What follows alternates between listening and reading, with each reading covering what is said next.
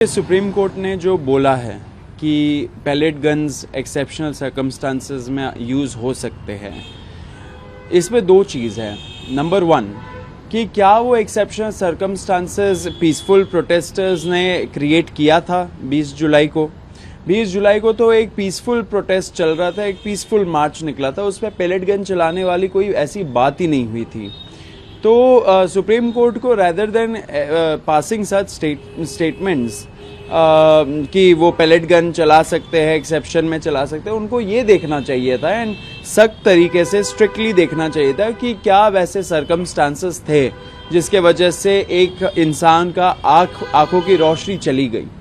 And pellet gun, second point ये है कि क्या पैलेट गन्स आप इन एनी केस यूज़ कर सकते हो किसी पीसफुल प्रोटेस्टर्स के खिलाफ।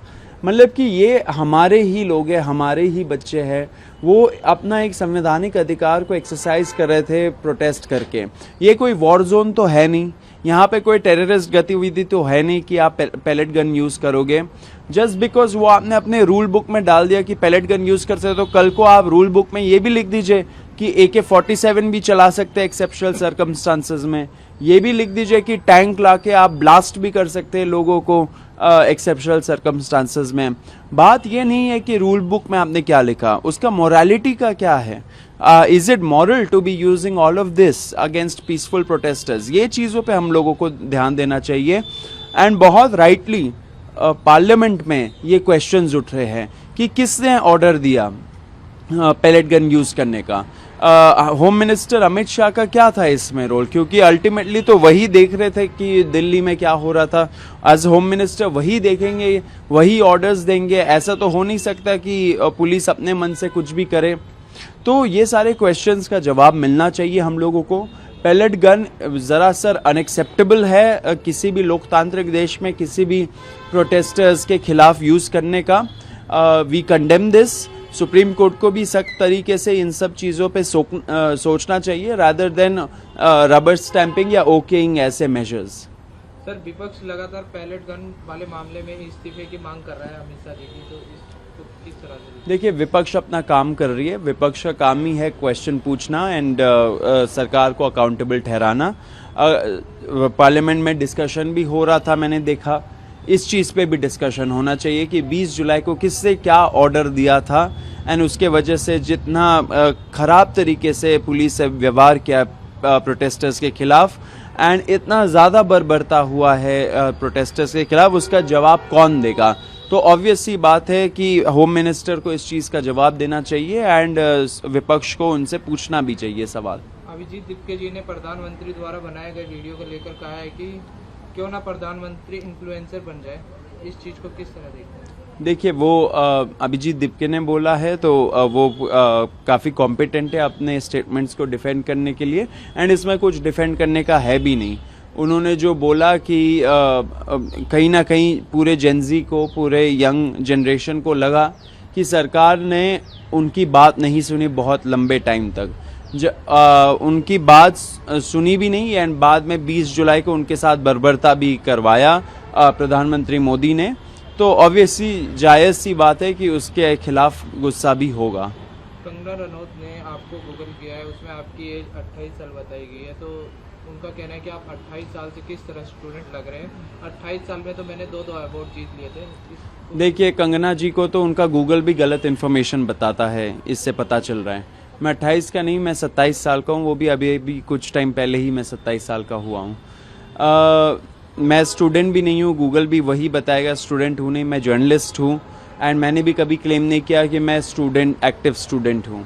मैं स्टूडेंट ऑफ लाइफ हूँ। सब लोगों को स्टूडेंट ऑफ लाइफ होना चाहिए। वैसे ही हम लोग आगे बढ़ेंगे, वैसे ही हमारे अंदर एक अंडरस्टैंडिंग आएगा। हमारा एज भले ही ज़्यादा हो या किसी का भी एज ज़्यादा हो, अगर वो स्टूडेंट ऑफ लाइफ नहीं है, ज़िंदगी से वो सीख नहीं रहे, तो फिर विजडम भी नहीं आएगा। कंगना जी को भी ये समझना चाहिए कि ऐसे स्टूडेंट ऑफ लाइफ बनना चाहिए उनको भी। दिल्ली पुलिस ने कहा है कि वो किसी भी प्रोटेस्टर के खिलाफ जो एफआईआर कर रही है उसी पर एक्शन नहीं करेगी। देखिए, दिल्ली गवर्नमेंट, मतलब कि ये LG के तरफ से ये निकला है पूरे एनसीटी ऑफ दिल्ली के लिए कि जितने सारे FIRs दर्ज हुए थे, उन्होंने अपना काउंट दिया है 13, लेकिन मेरे काउंट के हिसाब से 20 FIRs है।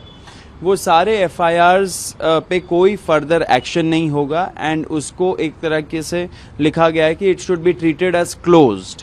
तो it's a good development, positive development है। जो सरकार ने वादा किया था कि FIRs को विड्रॉ किया जाएगा, वो स्पेसिफिक सेंटेंस इस ऑर्डर में नहीं लिखा हुआ है। हम सरकार ने फिर से बातचीत करने के लिए बुलाया है। जब हम लोग बातचीत करेंगे, हम सरकार को बोलेंगे कि ये टर्म यूज़ होना चाहिए कि FIRs को विड्रॉ किया जाएगा। देखिए, उस पर एक और चीज़ लिखा हुआ है कि जो भी अरेस्टेड है या डिटेन्ड है, उनको भी जल्द से जल्द एक्सपीडिशियसली छोड़ा जाएगा। इंडिया में एक्सपीडिशियसली का जो टर्म है, उससे कुछ फ़र्क नहीं पड़ता है, इमीडिएटली टर्म यूज़ करना चाहिए था। ये सारे चीज़ें करके सरकार झांसा ना दे लोगों को, हम यही बोलेंगे। सही तरीके से अमल करिए, ऑनेस्ट तरीके से अमल करिए, क्योंकि आपने पूरे देश भर के सामने युवाओं से एक वादा किया था, वो वादा पे आप खड़े रहिए। अभी दिल्ली का आया है, यूनियन गवर्नमेंट की तरफ से जो अश्योरेंस आना था वो अभी तक आया नहीं है। सरकार बोल रही है कि वो एक ड्राफ्ट जो उन्होंने तैयार किया है लैंग्वेज का, वो हमारे साथ शेयर करेंगे। हमें आशा है कि वो ड्राफ्ट सब कुछ कवर करेगा यूनियन गवर्नमेंट के लिए। एंड जो दूसरे स्टेट्स है जहाँ पे छात्रों को प्रॉब्लम हो रहा है, महाराष्ट्र में, गोवा में, यूपी में, राजस्थान में, मध्य प्रदेश में, इन सारे स्टेट्स में भी मुझे आशा है कि जल्द से जल्द सरकार, वहाँ की सरकारें ये नोटिफिकेशन निकालेंगी, FIRs विड्रॉ करेंगी एंड गारंटी देंगी कि फ्यूचर में भी कोई एक्शन नहीं होगा। टाइम वेस्ट हो रहा है बहुत ज़्यादा, बहुत दिन हो गए ऑलरेडी। हम डिमांड करते हैं कि ये प्रोसेस जल्द से जल्द ख़त्म हो, एक्सपीडिशियसली नहीं लेकिन इमीडिएटली ख़त्म हो।